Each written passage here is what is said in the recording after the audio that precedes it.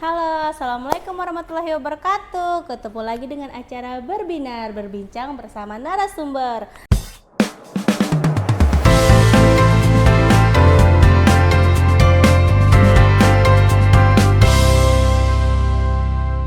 Ketemu lagi dengan saya host hari ini, Amilda Purnamasari. Nah, jadi sebelum kita berbincang pada hari ini tentang kasus apa yang ditanganin, mungkin kita perkenalan dulu ya sama dokter yang ada di samping ini. Ayo dokter. Iya, jadi halo Kak, kenalin nama saya Dr. Muhammad Ananda Putra, ya, asal saya dari Banjarmasin. Bermasin. Saat ini saya menjadi dokter internship di salah satu puskesmas di Tanah Grogot, yaitu Puskesmas Tanah Grogot. Ya. Mungkin langsung saja ya dokter, Iya. untuk mempersingkat waktu silakan. Oke, jadi hari ini pada teman-teman sekalian kita akan ngebawain materi terkait dengan waspada DBD. Jadi yang harus teman-teman waspadai, terus cara bagaimana kita menentukan seorang itu terkena DBD, gejalanya gimana, terus pencegahannya gimana, bahkan sampai terapinya gimana akan kita bahas dari materi kali ini.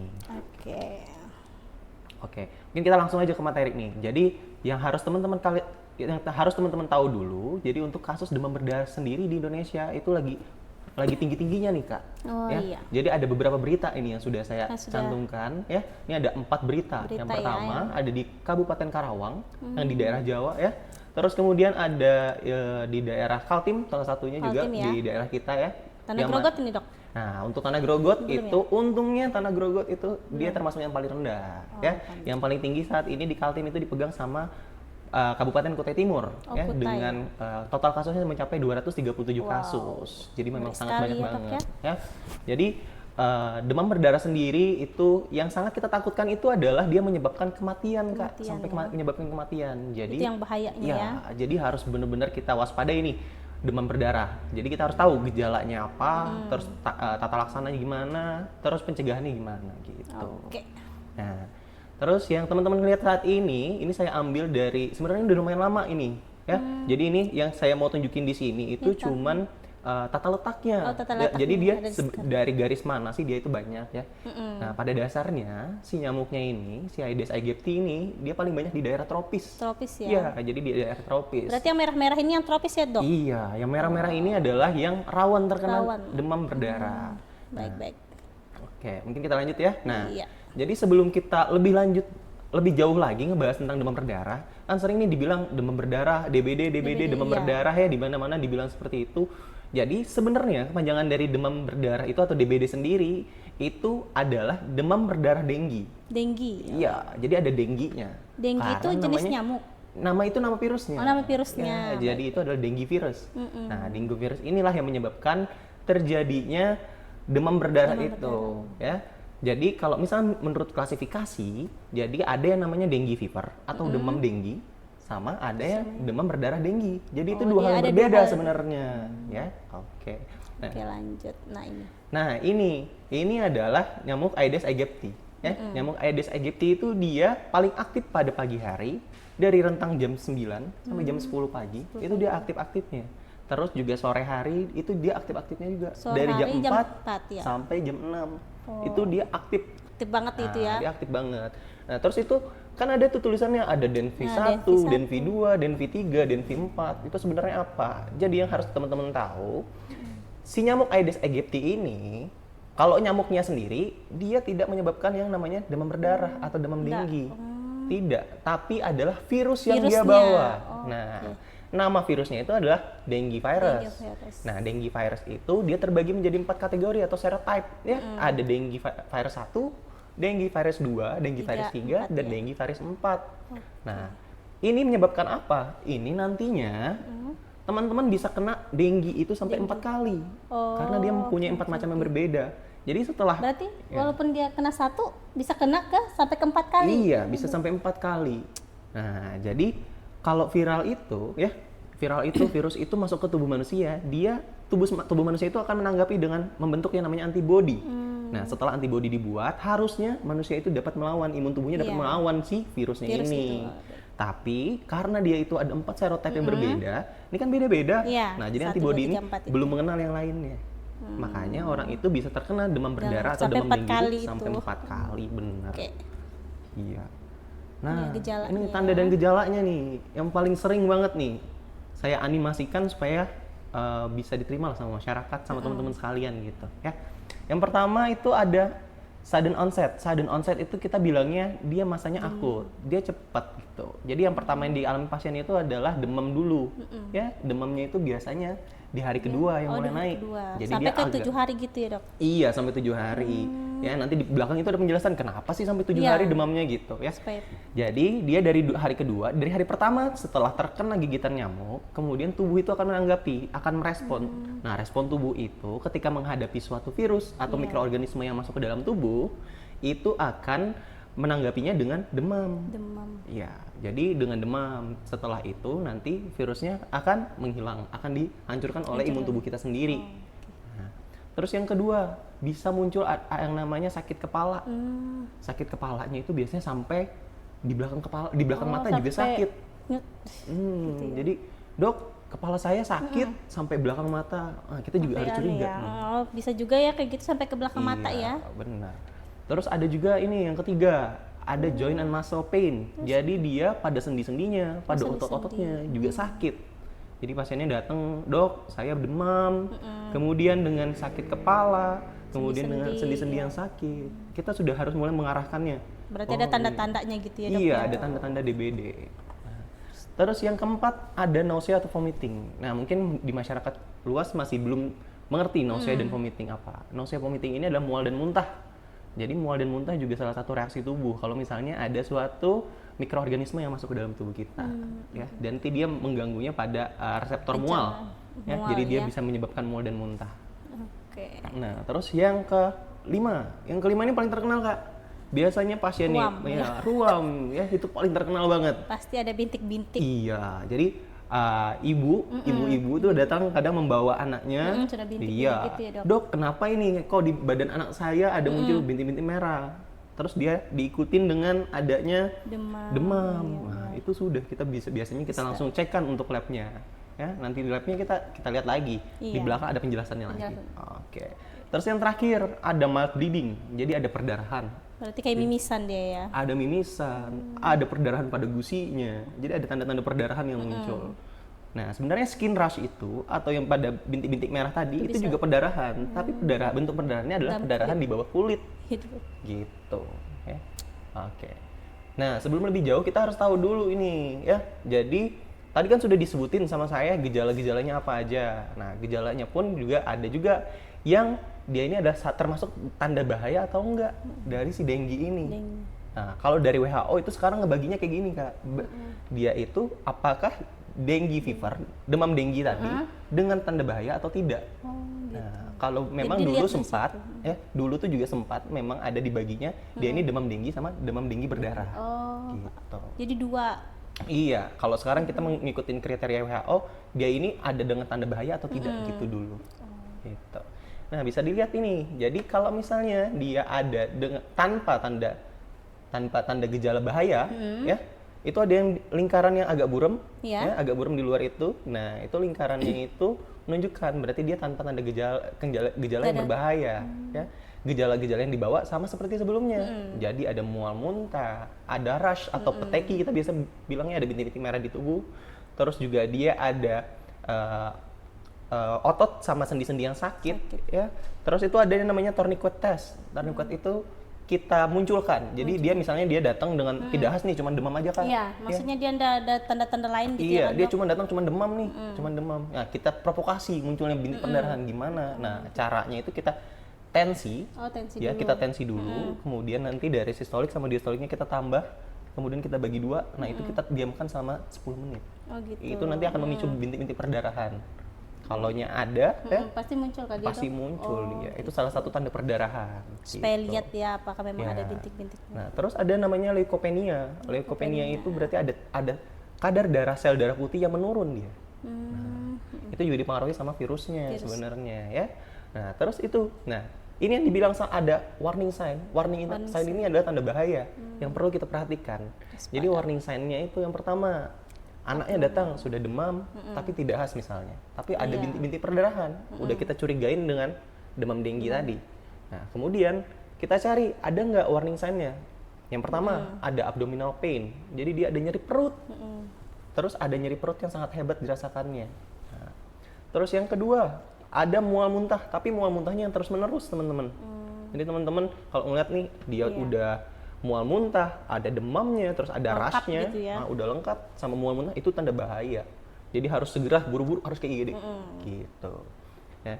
Terus ada yang namanya mucosa bleed, ya. Mucosa bleed itu dia ada perdarahan juga, tapi pada bagian mukosa. Mukosa itu kayak gusi, ya. Terus ada mimisan, gitu. Terus tanda bahaya yang lainnya apa? Sudah letargi. Letargi itu dia udah mulai malas-malasan anaknya. Orangnya sudah mulai malas-malasan. bobo aja gitu. Iya. Jadi itu salah satu menandakan dia ini sudah mengalami yang namanya dehidrasi. Gitu. Nanti kita bahas di komplikasi. Jadi komplikasi demam tinggi itu apa saja sih yang berbahaya sebenarnya gitu.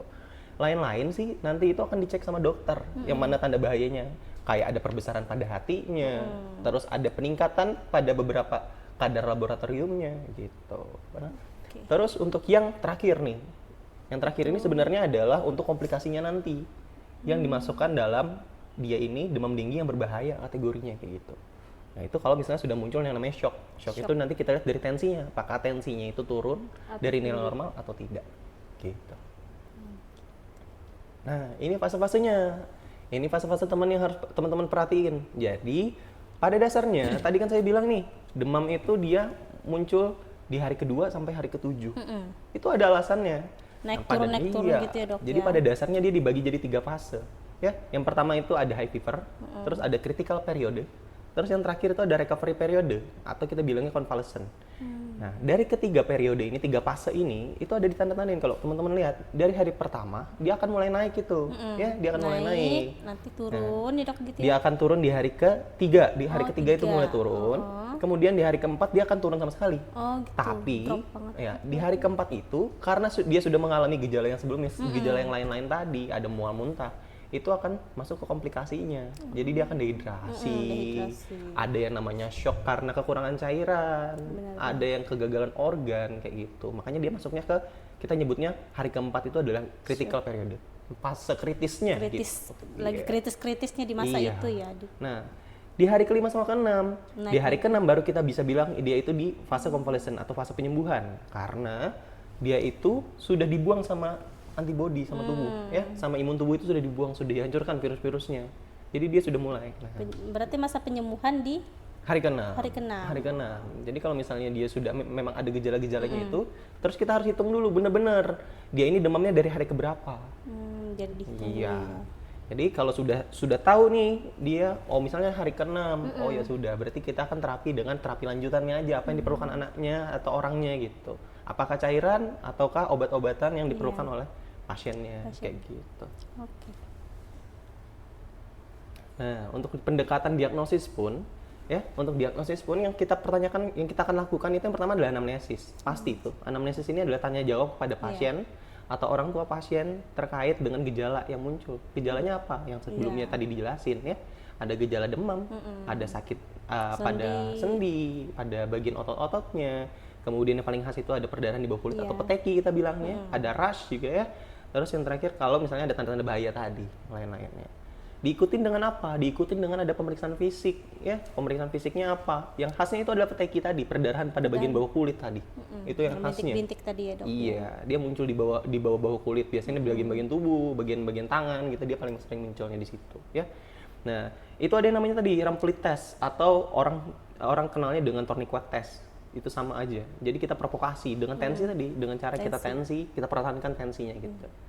Nah, untuk pemeriksaan penunjangnya ini penunjangan yang biasa kita lakukan, khususnya yang bisa dilakukan di Puskesmas Tanah Grogot itu ada 3, ya, ada 3 komponen.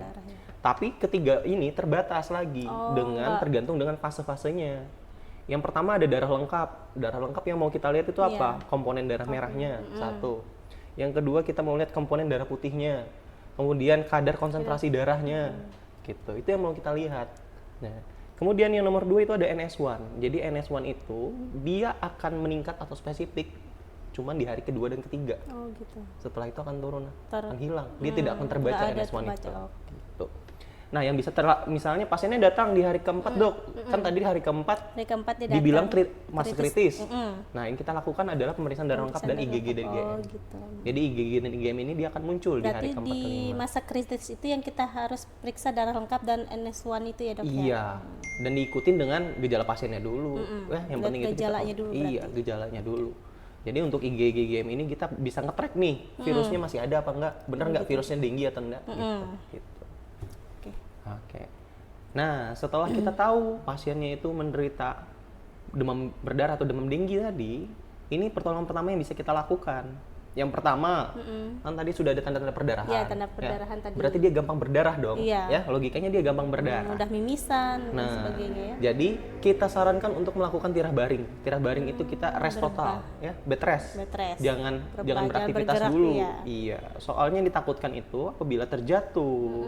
Ini kan lagi, jadi yang terjadi pada demam berdarah itu, dia semua pembuluh darah dia akan meregang, ya, dan itu menyebabkan bisa bocornya ke jaringan. Nah, itu yang terjadi.